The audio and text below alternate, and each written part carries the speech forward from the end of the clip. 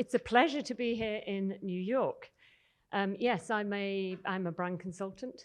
I am working in London. I recently launched the Four Seasons standalone residences in Mayfair, the first standalone residences by that hospitality brand.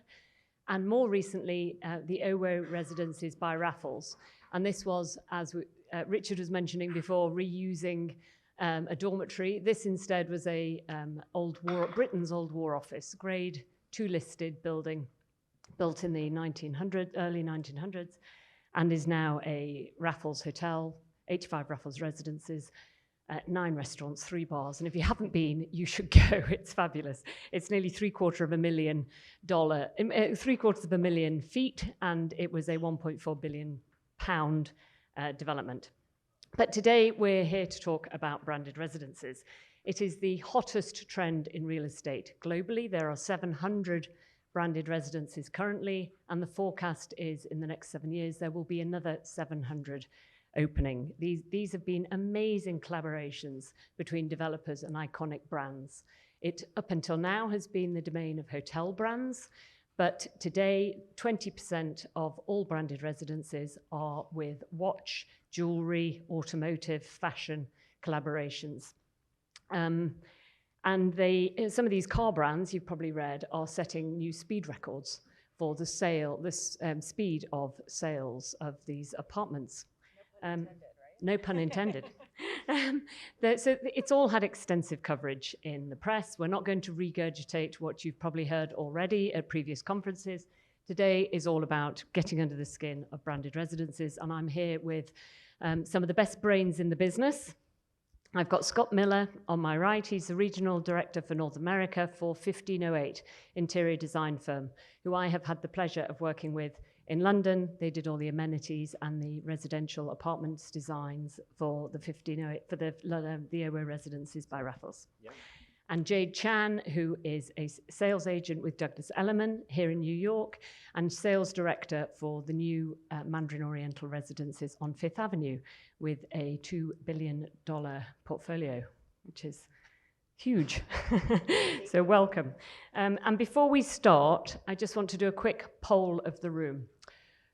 Hands up, those of you who think that branded residences are a fad and will quickly become a very saturated market and will disappear. Nobody? Wow, okay. I was going to say, see you later, thanks very much. So I don't need to put hands up for those of you who think it'll stay. You're very much in agreement with Knight Frank, who did a recent poll of high net worths globally, and 64% of high net worths want to buy a branded residences in the UAE. So it is something that's definitely around to stay. So Jade, should we just talk about what are the motivations of branded residences? What's driving this growth? Sure. This is, let's call it my own personal opinion, but I think really behind it, you have trust and familiarity as why these branded residences are truly taking a new level of success, right? A few reasons why behind those two words I choose is one, the consumer is familiar with the brand, right? So with the familiarity, they trust that the brand or behind the development is going to deliver exactly what they already know, whether that means the level of design, the level of service, the level of amenities that are being offered. So I think that's why it's really taking off. Yeah, it's like a triple win, isn't it? I mean, the developer gets the brand price premium, which can be up to 25-30%. They get the sales velocity, and they get differentiation from the next scheme down the road. For the buyer, it's a trophy asset. They get the security, the assurance maybe that comes with that brand, the trust that the brand is going to be delivering on the promises made in the glitzy brochures. Exactly. And for the brand, there's license fees. You know, they may be reaching markets where they might not previously have a presence, particularly in markets like Thailand and Asia. I was going to say as well, I think the buyer for this type of product is also, you see the markets that are really hotter, obviously Dubai, Miami, New York, and then there's a slew of others after that. I think, they're secondary markets, they might be living somewhere else, but they're buying and want to have a little place to hang their hat in these different cities. And So yeah, there is security that comes with that. I think, there's also the value of, they want a bigger space. They want to have multi-generational family travel. So this offers them something else that they can call their own. We were designing the Cipriani residences down in Miami, and we have clients that have already bought, and they're already thinking about how they're going to use this space. They want to be able to call up and say, I'm going to be in town in 2 days' time. I want the fridge full. I want to be able to come in, enjoy it, lock it, leave it, and sort of just leave it at that. And so I think just the buyer behavior is evolving and it has changed, and this is a product that's really appealing to a huge percentage of those people. Yeah. I mean, in London, I was at a Spears event last week, and we were talking about branded residences. And Nick Candy launched One Hyde Park, Mandarin Oriental branded residence. It's probably the first one that we had in London. And he made a comment that hotel branded residences that don't have a hotel co-located or as part of the same scheme are a little bit like fake handbags. Well, you're launching, standalone branded residences with Mandarin Oriental. What do you think about that, Jade? Well, we both have proof in the pudding that is not the case, right? With you in Four Seasons in London, and then right now, currently, we're reaching completion of sales for not only just Fifth Avenue for Mandarin Oriental, but Beverly Hills as well, which 1508 London has done the interiors with in Beverly Hills. So it's really just important to understand who is actually managing and the team on site to really be able to create that same environment with the hotel, right? So for example, with Mandarin specifically of Fifth Avenue and Beverly Hills, the whole team on site is all actually Mandarin Oriental staffing. They go through the full training. Our director of residences on Fifth Avenue has actually been with Mandarin Oriental for 10 years already. So we do really offer that full service, housekeeping, turn down service, in-room dining, all of the above. Now, I think it does depend on whether or not that standalone, for lack of better terms, of a building, has the accessibility, right? If you have that, in Fifth Avenue and Beverly Hills have a Boulud Privé, so there's a Danielle Boulud restaurant, so you're able to actually service the building as if you are living in a hotel, right? So yeah, and that same applied for Four Seasons residences. All the staff came from Four Seasons Hotel Park Lane. They've all gone through that training. So I think, and I've seen both sides, because I'm the OWO Residences, we've got the Raffles Hotel, and then we've got the courtyard separation, and then there's the Raffles Residences. So I've seen both, and they're both very successful schemes. So, but I think in the hospitality industry, you've got those hotel brands that have got that decades of service legacy. They know how to service high net worth clients. That guest experience and that transition to servicing a resident is not that difficult. It's second nature. Scott, what do you think then about if we look at the fashion brands, the watch brands, the restaurant brands that are getting into this space, they don't have that same level of service legacy. What do you think? How do they live up to that promise? I think it's a different challenge when you're working with, from a design standpoint anyway, and collaborating with a brand that doesn't have a sort of a storied history in the space. But, when these developers are looking at canvassing the market for what brands they want to partner with, I see, I think there's been so many brands enter the space. They're trying to find their little unique, position and partner on that journey. But I think when it comes to the ones that are not from a background, there's a lot of different challenges and things you need to work out. You're no longer just focusing, if you're partnering with a historically, talented brand like a Hilton or whatever it might be that's in the hospitality space, they're going to come to the table with decades of operational know-how, SOPs. There's a shorthand there for a lot of those conversations. Whereas you're working with a fashion brand or a jewelry brand or whatever it might be, you're having to almost guide them through a lot of other conversations and aspects of the development and design process that you may not historically have to. So not to say that it can't be done, but I think it's a different conversation, rather than getting straight to the meat and potatoes of how this development's going to function. You're having to guide some folks as to, well, you can't have 3 nightclubs in your development for a variety of operational matters. So I think it's it's not impossible, but the conversation starts somewhere else, and ultimately, I think they also need to think about all the other tenets of that experience. You know, if it's a car brand, I think the interior is maybe the most straightforward aspect of it, but you know, what does that guest experience really look like? What is that arrival sequence? What is that journey, and what are all those elements? There's a lot more to iron out. Yeah, the FT recently reported talked about the car brands, and the CEO of Porsche was saying, which I think they pronounce Porsche in Italy, but UK we say Porsche, said that, quote, fans of the brand should not just be able to drive a Porsche, they should be able to live in one. And I don't think he meant live physically in the car, but live the lifestyle. So I think that it's the lifestyle that's the critical word here. It's car brands almost don't want to be perceived as car manufacturers anymore. They want to be thought of as a lifestyle. You're buying into the whole thing. And Bentley... Fast life.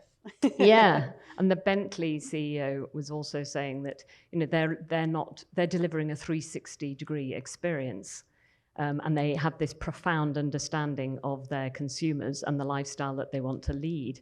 So it is interesting when it comes to car brands. You see Aston Martin, Lamborghini, Bugatti, all these brands now launching, particularly in Miami. It's almost like herd mentality.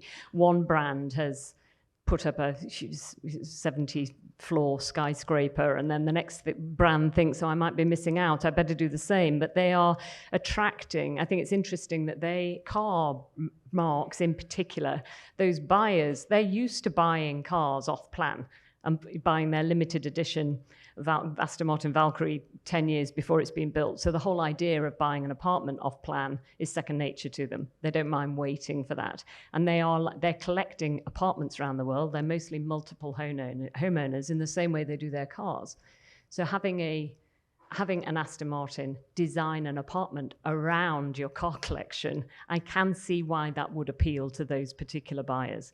What do you think about motivations of these buyers, Jade? I think from a buyer standpoint, you would just have to really understand who is going to be operating the building and the whole aspect of it, to Scott's point of, from a design perspective even, how different the conversation is. When you have somebody who is already like in the hospitality world, or even just a developer who is typically just a residential developer, they still know what the buyer needs and what in regards to even the amenity spaces, what type of services. In New York City, we have, it's a little bit of a different world outside of elsewhere, even Miami or any other cities like LA, et cetera. Because in New York, we have what we discussed also kind of already, like in the sense that New York already has a brand of its own, right? So you have Soho, you have Billionaires Row, you have Tribeca, you have all these little pockets within New York City that are kind of branded already.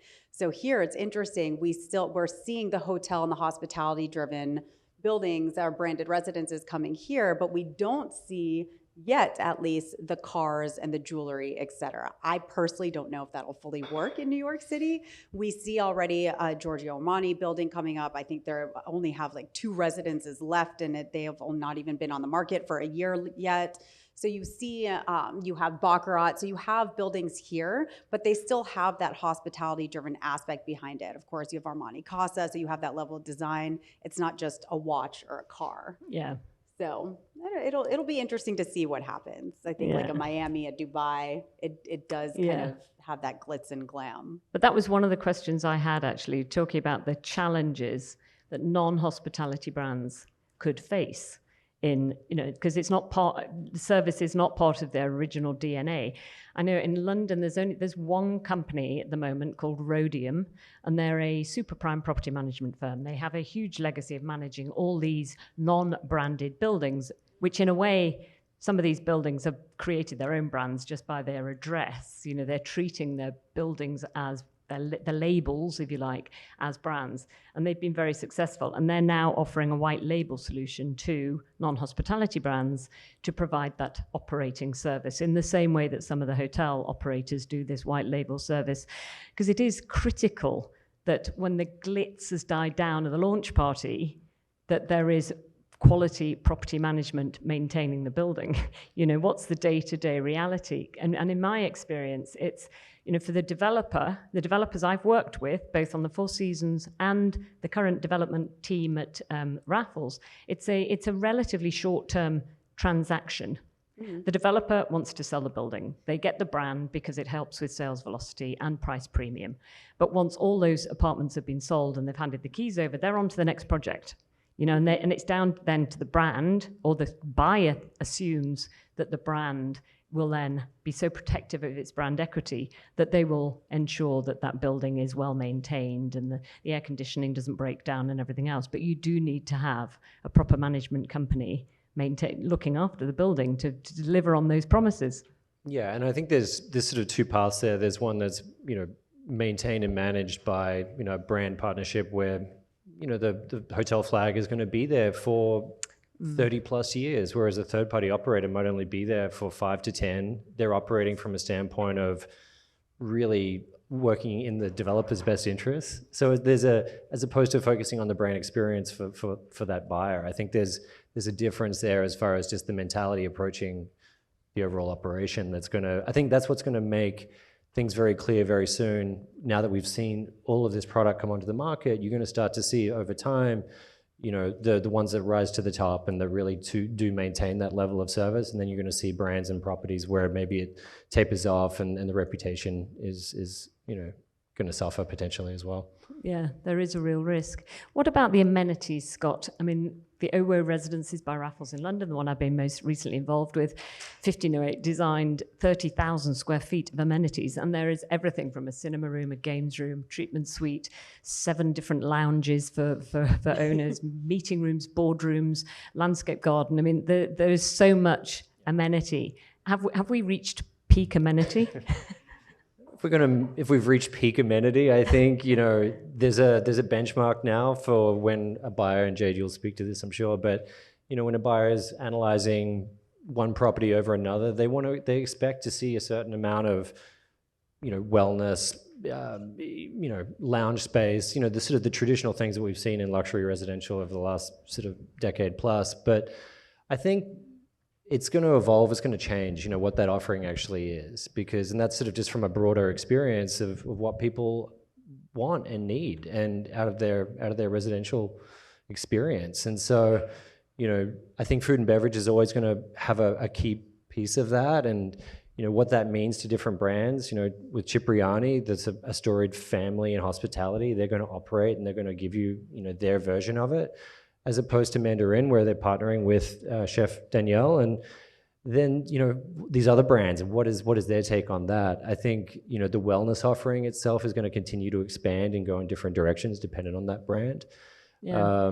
There's for some clients or some brands, it's going to be about light therapy and these sort of unique technologies. And then with others, it's going to be more pared back depending on what their offering is. But there's a lot of, I had a conversation a couple of weeks ago with the developer that's doing a big luxury branded property on the West Coast, and they're already just keeping a huge amount of square footage empty, and they're going to wait because by the time they've broken ground and started to really have this thing come out of the ground, evolves, and the needs of people will have evolved and will have changed. So they want to be able to make sure that they still have the most cutting edge or most unique offering for people when the timing is right. So I think baking in a little bit of flexibility there is also something that a lot of people are looking at.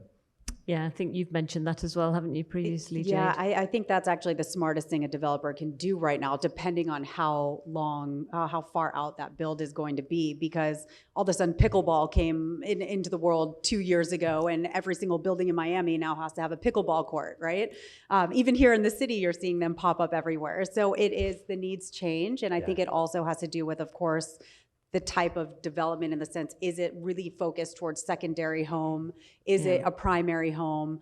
Obviously we're talking about condos, so you're essentially in a city, but it really just depends on what that city also has to offer and why that person is purchasing in that city. So.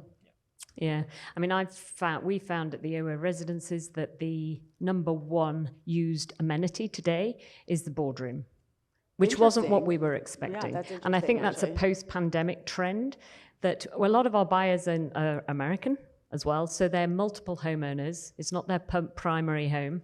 And they're coming into London and they're using the meeting space. And they are having meetings in the building rather than going out to other people's offices. So that's the number one space, way more than the pool, for example. Mm-hmm. So it's interesting when you're thinking about, that we've got design teams in the audience and brands, looking into this space, Scott, how you just anticipate and the importance of identifying the audience for the building, who's going to use it, where they're from, how often they're going to use it. And I think in buyers' minds, I don't know whether you found this as well, Jade, but swimming pool, they think is the number one. Oh, I definitely need to have a pool. But actually, it's the most underused amenity in the building and the most expensive in terms of adding cost to the service charge. Mm-hmm. But it's interesting because I think from a design aspect as well, it's really important to really, to your point, understand who and I guess not what, who will be using the space, and really to create these spaces as an extension of your home. Because especially thinking of these as secondary home buyers, primarily really between our projects that we're talking about, these branded residences, most of these people are coming from 10,000, 20,000 square foot homes, right? So they still want to be able to have spaces outside of their maybe 3 or 4 bedroom apartment, or even at Mandarin Fifth Avenue, a 673 square foot suite. So it kind of, it really depends on that aspect. So Scott, how do you differentiate between a hospitality brand client that you might be working with and a non-hospitality brand? And how do you, how does that differ when you have, that in that design approach? I mean, I think as I sort of touched on earlier, I think you're starting from a different place. You're having to define much more as far as, what the extension of the brand experience is, the program that this lifestyle or fashion or jewelry brand is going to be bringing to that buyer, as opposed to, someone that has, stayed in a Waldorf Astoria. They know what level their experience, they sort of already know what they're getting in a lot of ways. And so I think it's just jumping in at a different starting point as far as defining what the program and the experience could and should be. And making sure that it's, if you're a fashion brand, I find it quite curious how you make sure that it's timeless and both livable and timeless. You can't just, if you buy the very latest Missoni pattern, and then and you're buying into a Missoni branded residence that's got this year's pattern on it. How do you then change, what happens in 5 years' time when that's kind of not the latest trend? I mean, for that, I think, while they operate on a seasonal fashion calendar, I think, when it comes to the design of the residences, everyone's following the old principles of luxury residential design. It's probably much more pared back. It's more approachable to a wider audience. Because they're there to still obviously want to sell condos. And, that buyer is also often buying in because, there is that furniture component. They don't have to think about how they're actually going to fit out that entire space. There's a custom furniture collection that can go straight in with it, with that purchase.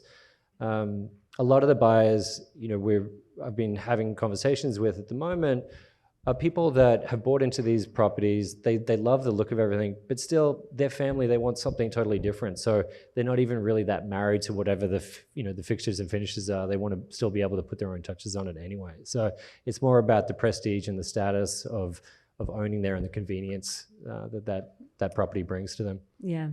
What about Mandarin Oriental residences? What's the profile of buyers that you're seeing, the motivations for buying in New York? I think for us, it's really gone back to that sense of trust and familiarity. They know that almost I'd say 100% of our buyers have stayed in a Mandarin Oriental before. So they come expecting the service that they are getting at a 5-star, ultra luxury hotel, right? So they're coming. And also it goes back to what Scott just said. These buyers don't have time. So they come in, they're buying a fully furnished accessorized to the T. Literally, buyers can come, sign their contract, close in the same day, and sleep in the apartment in the same day. So it's all about that level of convenience as well. So you really think about that concept of when you're traveling, you come in, you walk into your hotel, right? And what do? They pick up their luggage. Your luggage meets you in the room. Depending on what hotel you're in, they will even unpack your luggage for you. You are really actually achieving that service at the Mandarin on Fifth Avenue and Beverly Hills too. Yeah. So those are the buyers who want everything taken care of for them. And we have had slightly different problem because Raffles brand in the UK and certainly in the US has not been very well known. Mm-hmm. I think Raffles Boston Bay only opened end of last year. So as a brand, we've had to work quite hard to attract the right audience, but it's been the history, buying a piece of British history that was a British institution in the location, and the location has actually been as important. And then they understand the Raffles legacy, the service, the fact there's a hotel on side. So it's a combination of factors. They've been a very sophisticated buyer, and they really want to understand what is the day-to-day reality of living in this apartment going to be like. Mm-hmm. I mean, I would say that's actually the biggest challenge of a branded residence is whether or not the brand is known and what the brand is known for. I mean, in the past, a few years ago, I was selling Six Senses residences, and at that time, it was before IHG had purchased them. Nobody really knew. You had your handful of people who knew what Six Senses was, but everyone knew Aman. So how I was selling, I was like trying to explain to them, we are like an Aman. You have like this wellness. It's a little bit, I explained it as a barefoot luxury living versus Aman to me is a little more, maybe, I don't want to say more sophisticated, but a little different, right? Yeah. So it was interesting. I had to educate people so much on the brand before I even got to the apartment that it caused challenges in that matter. So I think with you do have that legacy in your location and building, so you shouldn't have a problem. Wellness, fitness, health, that is increasingly becoming more and more important, isn't it? As we look to the future of all these residences, Six Senses now expanding, branded residences, they're doing very well. So that brings me, I'm just conscious, I didn't press the button. Oh, I've got 2 minutes. Yeah. That's okay. Somebody else press the button. We'll let you eat soon. So just before we wrap up, if there was a brand that's currently not in this space and you would like to see in this space, Scott, what brand would you think would make sense in the branded residences sector? I mean, I could probably mention a whole bunch of brands and then you're like, oh, actually, they've just announced that they're doing one. I was like, I just saw a magazine is putting their name to one. And Elle magazine in Miami. You know, it's like, it's getting you to a long, long list at the moment. But I think I'm always surprised that Soho House hasn't gone into the space yet. I think they have, the following, the programming, the operations, the real estate. Like they have all of the elements that a lot of these brands, I think, wish they did and were in the space. So, but to your point, I think, there's going to be a whole slew of others that come out that are health and wellness sort of focus as well. Yeah. Jade? Yeah, it's funny because I was thinking even something like a mother company of Estee Lauder when you're getting into this wellness driven. It seems maybe a little feminine, but they can reach out to you guys too.